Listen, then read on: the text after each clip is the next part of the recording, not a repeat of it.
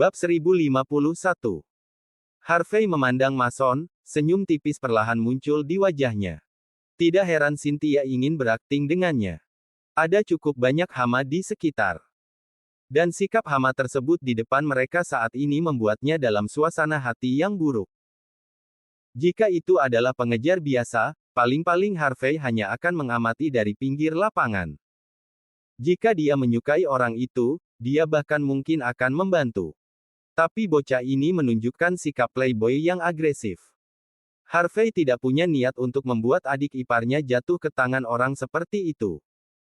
Harvey belum selesai berbicara sebelum Cynthia yang marah turun tangan, berteriak, "Mason Warner.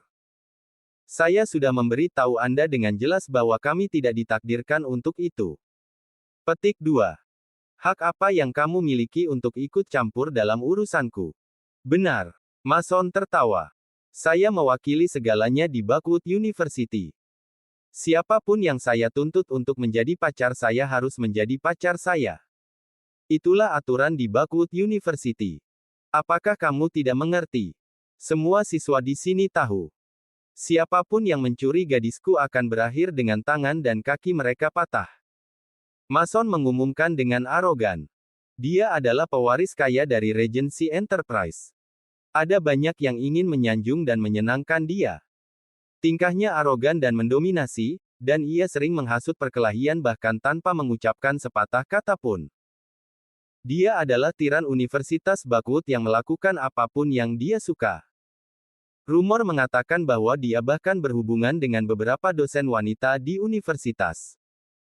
Tak satu pun dari mereka bisa menolaknya dan dipaksa menjadi pacarnya setidaknya selama beberapa bulan atau lebih. Namun Cynthia berani mendorong Mason menjauh lagi dan lagi. Dia bahkan membawa beberapa pria acak untuk dipamerkan di seluruh universitas. Ini jelas menunjukkan rasa tidak hormat terhadapnya. Pagar Mason, sekelompok pemuda berbaju basket, melangkah keluar di belakangnya dan mulai membuat seruan keras. Cynthia Zimmer. Anggap diri Anda beruntung karena Master Warner mengagumi Anda. Aku tidak percaya kamu pergi mencari pria lain. Anda tidak tahu apa yang baik untuk Anda. Sial, kamu baru saja mempermalukan seluruh keluarga Warner. Bahkan jika kamu menyukai pria acak, kamu harus membiarkan kami pergi bersamamu sebelum kamu dapat menemukan orang lain. Wanita manapun yang disukai Master Warner tidak akan pernah bisa lepas dari genggamannya.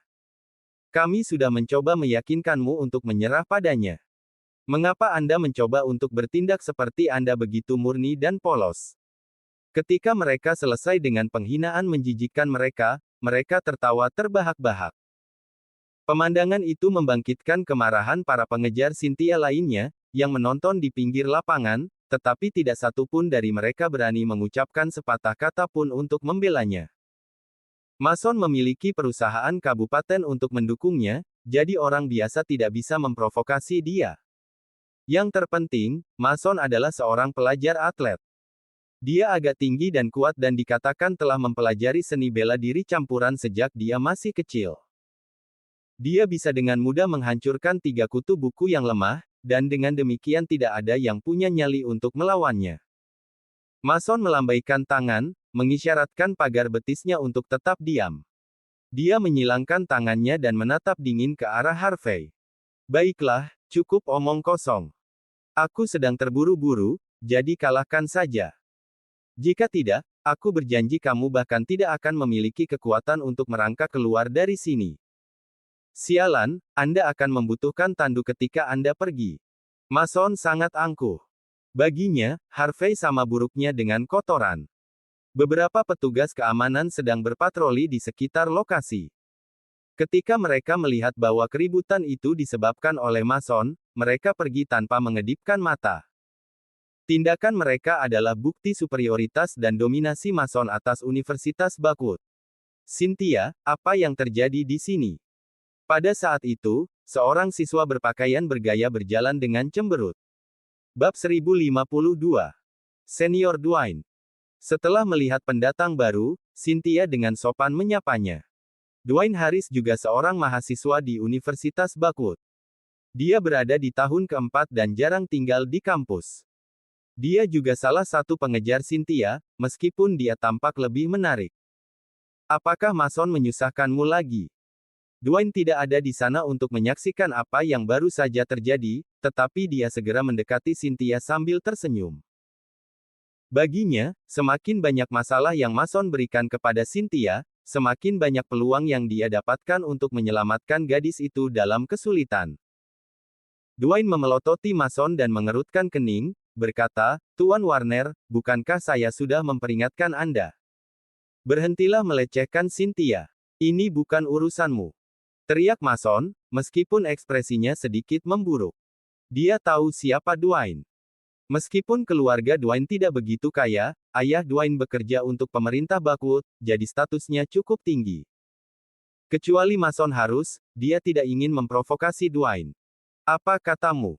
Wajah Dwayne menjadi gelap. Dia memiliki kepribadian yang lebih baik dibandingkan dengan Mason, tetapi dia juga berasal dari keluarga kaya dan belum pernah dimarahi oleh siapapun sebelumnya. "Dwayne, apakah kamu mati otak? Apakah kamu tidak melihat Cynthia membawa beberapa pria acak ke universitas ini? Anda masih membelanya meskipun ini. Apakah kamu bodoh?" Mason membentak dengan dingin. Dwayne membeku, lalu menilai Harvey dan menjawab dengan dingin, "Mason, ini bukan alasan bagimu untuk membuat keributan. Biarkan saja untuk hari ini. Aku bisa menangani Cynthia dilecehkan oleh pria asing. Tunjukkan rasa hormat padaku." Bagi Dwayne, Harvey sama tidak berartinya dengan pekerja sosial.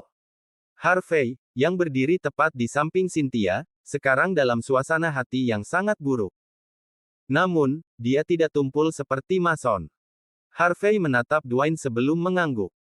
Karena dia memiliki sedikit sopan santun, dia bukan siswa yang buruk. Menghormati. Dwayne Harris. Apakah Anda pikir Anda bisa menginjak saya hanya karena ayah Anda bekerja untuk pemerintah? Apa yang akan Anda lakukan jika saya tidak menunjukkan rasa hormat kepada Anda? Tidak ada yang menyangka Mason, yang setidaknya akan menunjukkan rasa hormat kepada Dwayne, hanya akan tertawa dingin tentang hal itu. Dwayne tercengang. Apakah kepala Mason kosong hari ini? Apakah dia tidak tahu bahwa ayah saya dapat menyebabkan masalah bagi perusahaan kabupaten kapan saja dia mau? Pada kenyataannya, Dwayne tidak tahu. Karena kejadian beberapa waktu lalu, Regency Enterprise kini bersekongkol dengan keluarga Yates. Dengan orang ketiga di Southlight sebagai dukungan perusahaan, bagaimana mungkin pewaris kaya Regency Enterprise tunduk pada Dwayne Harris belaka? Mason Warner, apakah Anda mencoba menimbulkan masalah? Ekspresi Dwayne sedingin es. Dia adalah pria yang ingin menjaga martabatnya tetap utuh. Karena Mason tidak akan menunjukkan rasa hormat kepada Dwayne dan membiarkannya lolos, tidak ada kemungkinan untuk mengabaikan masalah ini dengan mudah. Dwayne berada di tahun keempatnya, sementara Mason hanya mahasiswa baru.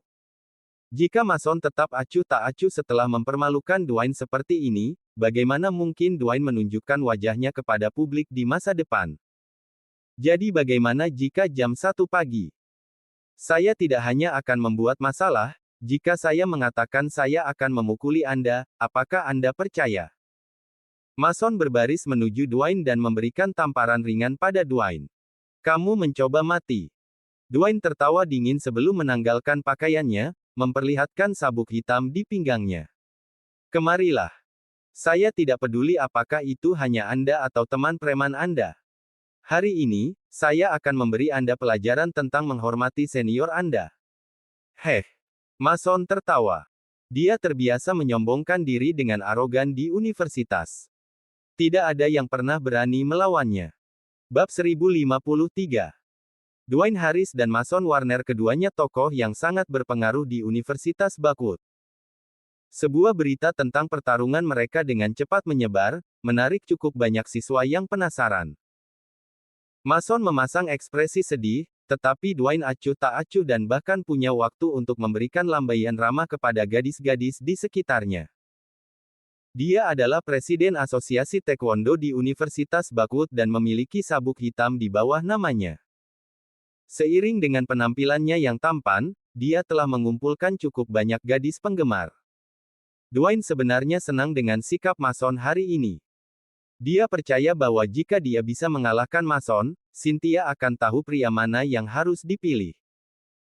Dwayne mengulurkan tangan dan mengaitkan jari telunjuknya dengan gerakan mengejek, menantang Mason untuk mendekatinya. Mason tertawa dingin sebelum melempar bola basket dengan marah ke arah Dwayne. Namun, Dwayne mengangkat kakinya dan menendang bola basket itu. Tapi tepat setelah dia mendaratkan tendangannya, Mason sudah bergegas ke arahnya dan menyerangnya dengan tamparan keras di wajahnya. Tamparan. Tamparan itu cukup untuk membuat Dwayne terbang.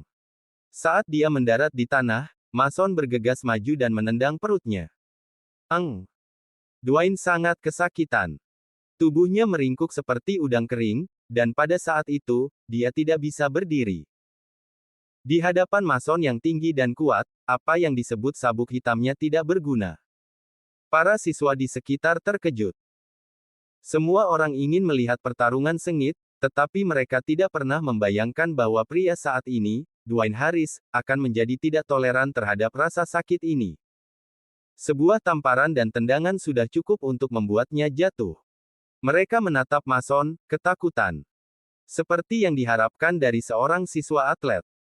Kekuatan fisik dan daya ledak Mason bukanlah yang bisa dibandingkan dengan siswa biasa. Dengan kemampuannya, bagaimana mungkin ada orang di universitas yang berani melewatinya di masa depan? Mason menoleh ke semua orang di sekitarnya, tertawa dingin. Aku memberitahu kalian semua. Mulai hari ini dan seterusnya, aku adalah Raja Universitas Bakut. Wanita manapun yang kuinginkan akan menjadi milikku. Akulah yang memiliki tempat ini. Kalian mengerti? Pagar betisnya, yang berdiri di samping, ikut tertawa. Mereka melihat para senior berpengaruh yang ada di kerumunan. Yang disebut senior berpengaruh semuanya menundukkan kepala. Dalam hal uang, perusahaan kabupaten memiliki persediaan yang tak ada habisnya. Dalam hal koneksi, Mason yang berani menghajar Dwayne sudah lebih dari cukup untuk membuktikan segalanya. Dalam hal kekuatan, semua orang di sini tahu bahwa mereka bukan tandingan Mason. Sederhananya, Mason akan memiliki keputusan akhir di semua universitas Bakut mulai hari ini dan seterusnya. Kerumunan jatuh ke dalam keheningan yang mati. Tidak ada yang berani mengangkat kepala dan menatap Mason. Mason menyeringai penuh kemenangan dan menoleh ke Cynthia.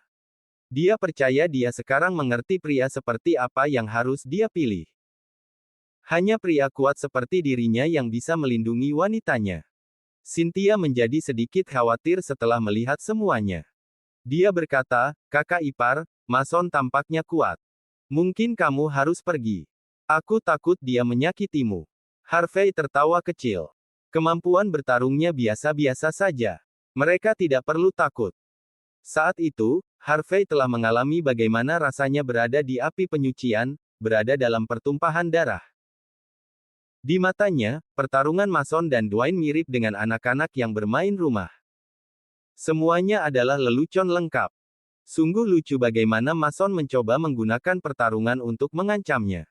Pandangan Mason kemudian mendarat di Harvey. Dia terkekeh dingin. "Paman, aku menyuruhmu keluar dari sini tetapi kamu tidak mau. Kamu tidak memiliki kesempatan untuk mundur sekarang." Petik 2. Balasan Harvey tenang, "Aku tidak tertarik untuk menyakiti anak-anak. Jika kamu meminta maaf kepada Cynthia dan berjanji kamu tidak akan pernah melecehkannya lagi, aku akan membiarkan ini berlalu." Bab 1054. Harvey tidak punya niat untuk berkelahi dengan anak-anak. Mason bertindak seolah-olah dia adalah raja dunia. Tapi di mata Harvey, dia hanya anak nakal. Bagaimana mungkin Harvey memiliki minat sedikit pun? Dia hanya mau bicara karena dia berharap Mason berhenti mengganggu Cynthia. Biasanya, lupakan pewaris kaya dari perusahaan kabupaten, bahkan dekan universitas tidak punya hak untuk berbicara dengannya. Namun, Mason menganggap kata-kata Harvey sebagai penghinaan besar. Dia mengarahkan jarinya yang marah ke Harvey dan berteriak, "Kamu pikir kamu siapa yang menyuruhku untuk meminta maaf? Aku memperingatkanmu. Aku ingin Cynthia, dan aku akan tidur dengannya malam ini. Tidak hanya itu, aku akan membuatmu berlutut dan menonton dari samping." Pagar Mason mengungkapkan ekspresi celaka dan sesat pada seruannya. Tentu saja, ini bukan pertama kalinya mereka melakukan hal seperti itu. Tapi kata-kata Mason membuat Harvey marah. Dia bahkan tidak tega menggoda adik iparnya seperti itu. Tapi anak nakal ini berani mengatakan sesuatu seperti itu. Harvey maju selangkah tanpa berkata-kata. Melihat tindakan Harvey, Mason menjadi bersemangat. Kau sendiri ingin mati, Paman. Aku bahkan tidak akan membayarmu sepeser pun ketika aku melumpuhkanmu nanti. Mason sudah memikirkan selusin cara untuk menghajar Harvey. Dia siap menggunakan Harvey untuk mengancam Cynthia. Jika dia melakukan itu, dia bisa bersenang-senang nanti malam. Dalam sekejap mata, Harvey berada tepat di depan Mason. Mason tidak melakukan pukulan dan langsung menendang kaki kanannya tepat ke arah Harvey. Dia mengantisipasi bahwa kepala Harvey akan berputar deras saat tendangannya mendarat. Namun, di detik berikutnya, ekspresi Mason berubah drastis. Harvey mengangkat tangan kirinya dengan santai, mengunci pergelangan kaki Mason di tempatnya. Kemudian, dia mengayunkan tangannya yang lain. Bang! Mason jatuh dengan brutal ke tanah, menghadap ke depan. Beberapa giginya copot, dan beberapa tulang rusuknya sekarang patah. Ah! Tangisan yang mirip dengan babi yang sekarat bergema. Pada saat itu, Mason bahkan tidak bisa mengumpulkan kekuatan untuk berguling-guling di tanah. Harvey menginjak kepala Mason dengan satu kaki, mendorong dan menghancurkan wajah Mason ke tanah. Kemudian, Harvey menambahkan dengan tenang, aku akan memberimu peringatan. Lain kali jika kamu berdiri dalam jarak 30 kaki dari Cynthia, tidak hanya beberapa gigi dan tulang rusuk yang patah yang akan Anda lewatkan. Petik 2. Setelah itu, dia mengambil Cynthia dan pergi. Adegan itu sangat sunyi. Tak seorang pun akan mengira bahwa Mason, pria yang mengaku sebagai Raja Universitas Bakwood, akan dihajar habis-habisan dalam waktu kurang dari 1 menit. Semua orang menatap Mason dengan tatapan meremehkan. Siswa atlet. Pewaris kaya dari Regency Enterprise. Sungguh sekantong sampah yang tidak berharga. Pada saat yang sama di markas Silver Nimbus Enterprise. Di ruang pertemuan Silver Nimbus Enterprise, Mandy Zimmer sedang mendiskusikan masalah pembelian tanah dengan CEO Regency Enterprise, Jacob Warner. Regency Enterprise telah mengumpulkan cukup banyak tanah di Bakwood. Sebagian lahan yang diminati Mandy dimiliki oleh BUMD. Kedua pihak saat ini berada pada tahap awal kerjasama. Namun, Regency Enterprise berharap Silver Nimbus Enterprise membeli saham propertinya dan mencapai skenario win-win. Aman untuk dikatakan, situasinya melibatkan kepentingan kedua belah pihak, itulah sebabnya cukup sulit bagi mereka untuk menegosiasikan persyaratan. Saat itulah telepon Jacob berdering. Bab 1055. Apa masalahnya? Dia dikirim ke ruang gawat darurat.